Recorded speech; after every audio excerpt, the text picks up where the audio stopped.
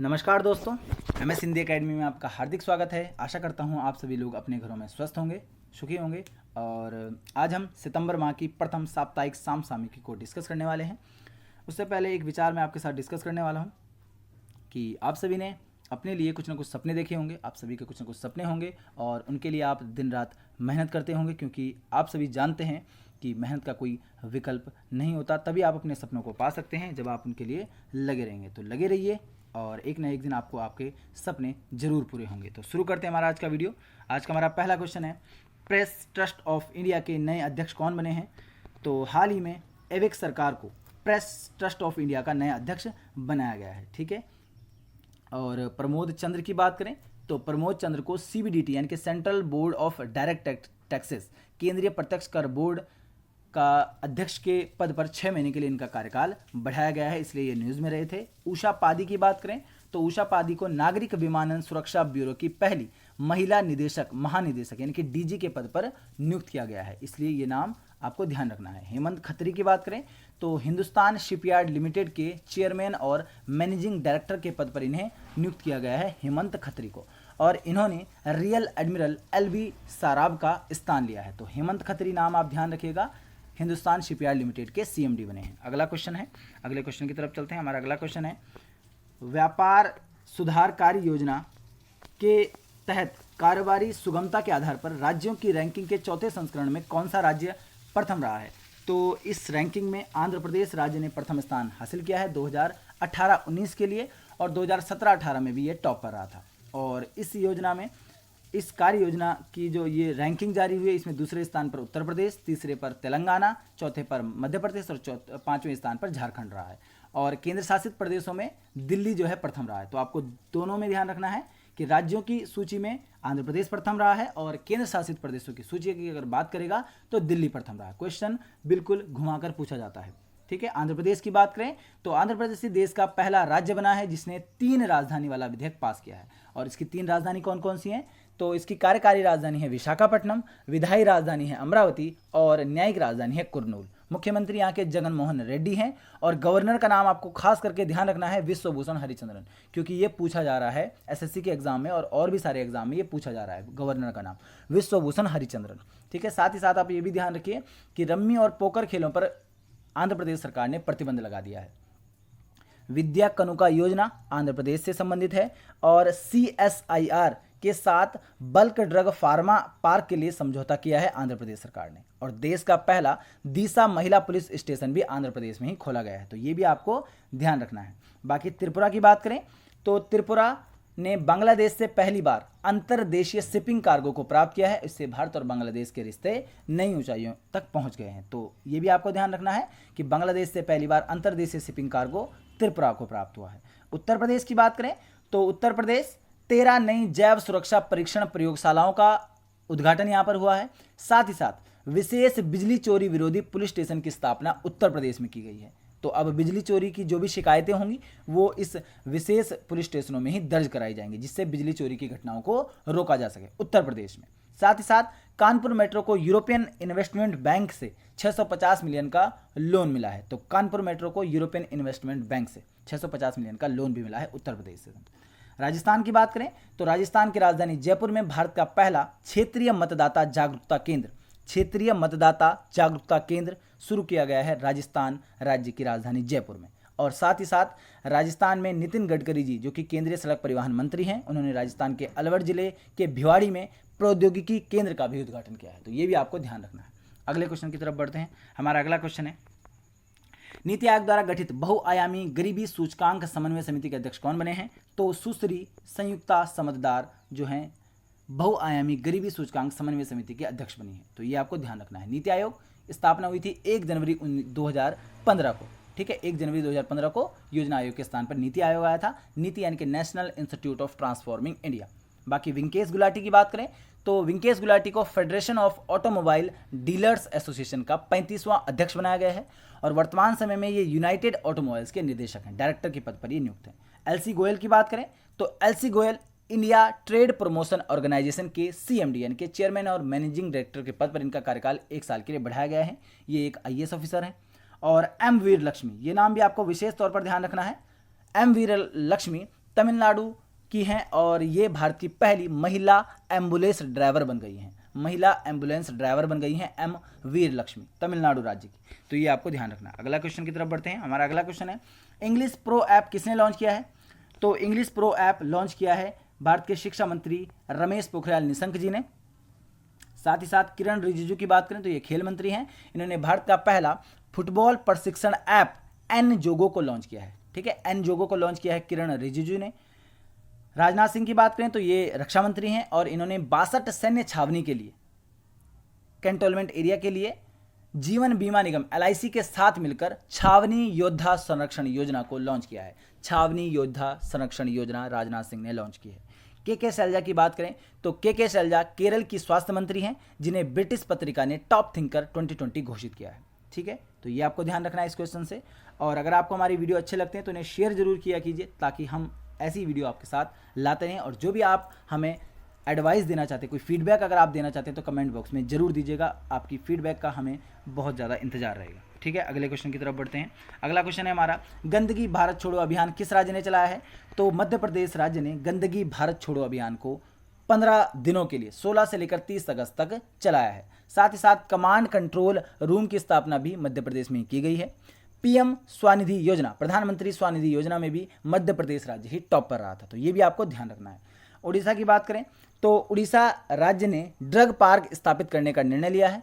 और साथ ही साथ आमा शहर और स्वच्छ शहर उड़ीसा योजना को भी उड़ीसा के मुख्यमंत्री नवीन पटनायक जी ने लॉन्च किया है। और उड़ीसा के गवर्नर की बात करें तो गणेशी लाल उड़ीसा राज्य के गवर्नर हैं। तो ये भी आपको ध्यान रखना है। दिल्ली की बात करें तो दिल्ली ने नेशनल ट्राइबल रिसर्च कॉन्क्लेव का आयोजन दिल्ली में ही किया गया है। और 10 हफ्ते 10 बजे 10 मिनट डेंगू विरोधी अभियान को भी दिल्ली के मुख्यमंत्री अरविंद केजरीवाल जी ने पुनः शुरू किया है। ठीक है, तमिलनाडु की हम बात करें तो राष्ट्रीय शिक्षा नीति 2020 के लिए पैनल गठित करने वाला पहला राज्य है तमिलनाडु बना है। तो राष्ट्रीय शिक्षा नीति 2020 के लिए पैनल गठित करने वाला पहला राज्य तमिलनाडु बना है। ठीक है, अगले क्वेश्चन की तरफ बढ़ते हैं। अगला क्वेश्चन है, निजी क्षेत्र के लिए पितृत्व अवकाश देने वाला पहला देश कौन सा बना है? तो संयुक्त अरब अमीरात UAE निजी क्षेत्र के लिए पितृत्व अवकाश देने वाला पहला देश बन गया है। ठीक है, बाकी भारत की अगर हम बात करें तो भारत 30 नवंबर को SCO यानी कि संघाई कोऑपरेशन ऑर्गेनाइजेशन की शिखर बैठक की भारत जो है मेजबानी करेगा।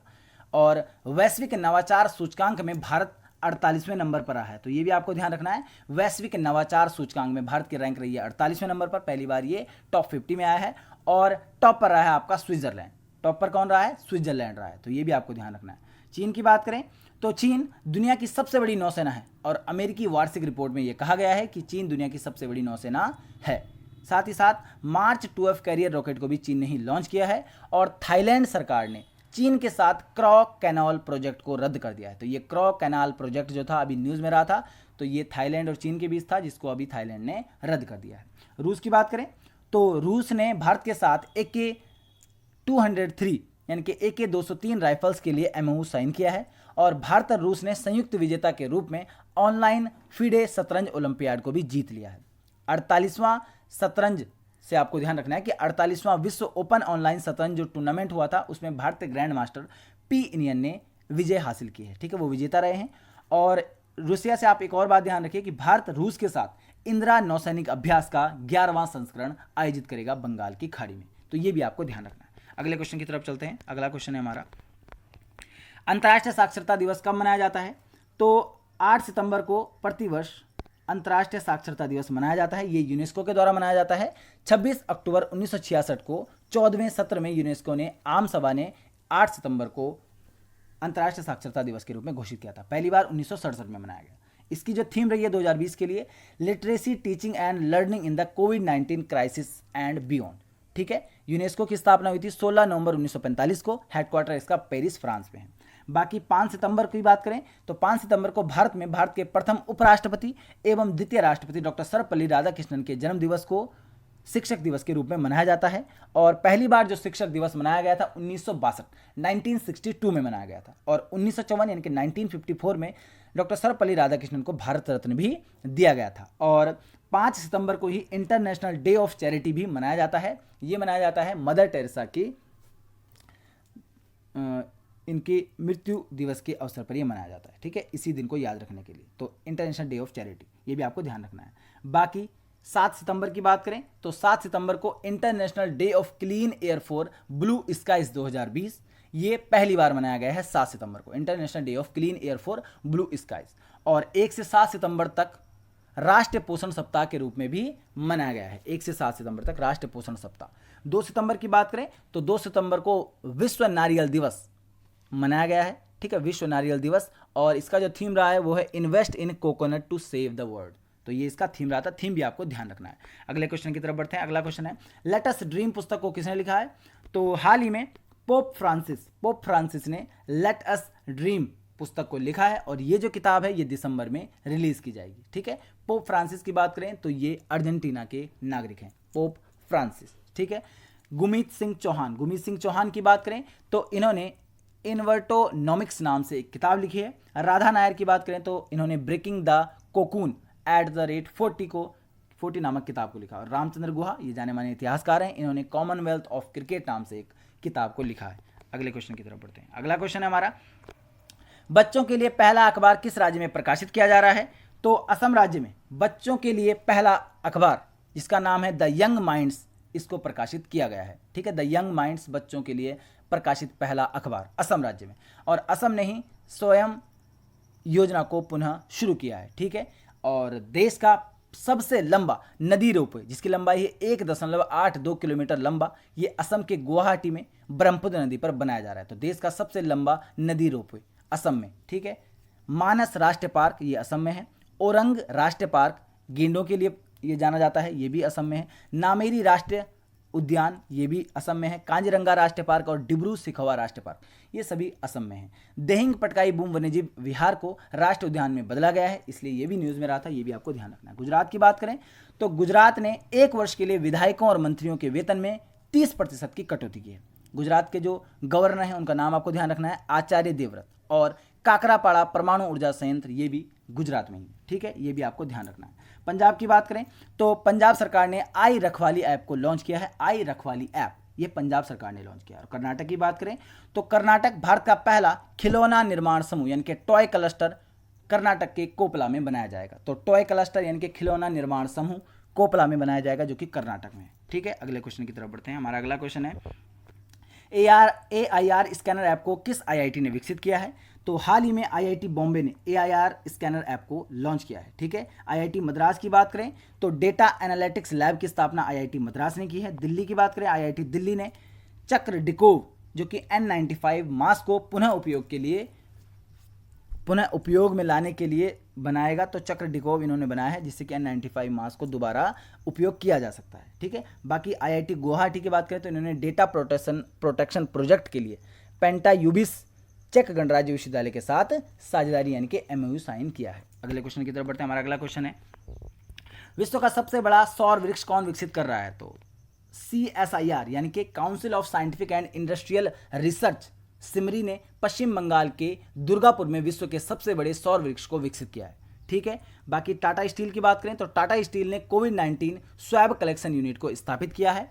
और स्पेसएक्स की बात करें तो स्पेसएक्स एक निजी अमेरिकी कंपनी है जिसने पृथ्वी अवलोकन उपग्रह को लॉन्च किया था और साथ साथ 60 यानी कि 60 स्टारलिंक सैटेलाइट को भी इन्होंने लॉन्च किया है। MIT की बात करें तो ये है मैसाचुसेट्स इंस्टीट्यूट ऑफ टेक्नोलॉजी ने स्पॉट नामक रोबोट बनाया। तो स्पॉट रोबोट किसने बनाया है? मैसाचुसेट्स इंस्टीट्यूट ऑफ टेक्नोलॉजी जो कि US में है, ठीक है। और सौर की बात हुई है इसमें, सौर ऊर्जा की, तो सौर से आप ध्यान रखिएगा कि मैरीकॉम वैश्विक सूची में भारत जो है विश्व के बड़े सौर बाजारों में तीसरे स्थान पर रहा है, ठीक है। विश्व के बड़े सौर बाजारों में भारत तीसरे स्थान पर रहा है और टॉप पर रहा है चीन, तो ये भी आपको ध्यान रखना है। अगले क्वेश्चन की तरफ बढ़ते हैं। हमारा अगला क्वेश्चन है कार्डलेस कैश निकासी सुविधा किस बैंक ने शुरू की है? तो हाल ही में RBL बैंक ने कार्डलेस कैश निकासी सुविधा को शुरू किया है, ठीक है। ये एक निजी बैंक है, इसको आपको ध्यान रखना है। ICICI बैंक की बात करें तो ICICI बैंक ने होम उत्सव डिजिटल प्रदर्शनी का आयोजन किया है और ICICI प्रेडेंशियल लाइफ इंश्योरेंस ने लीगो वॉइस चैट बॉक्स को गूगल असिस्टेंट पर लॉन्च किया।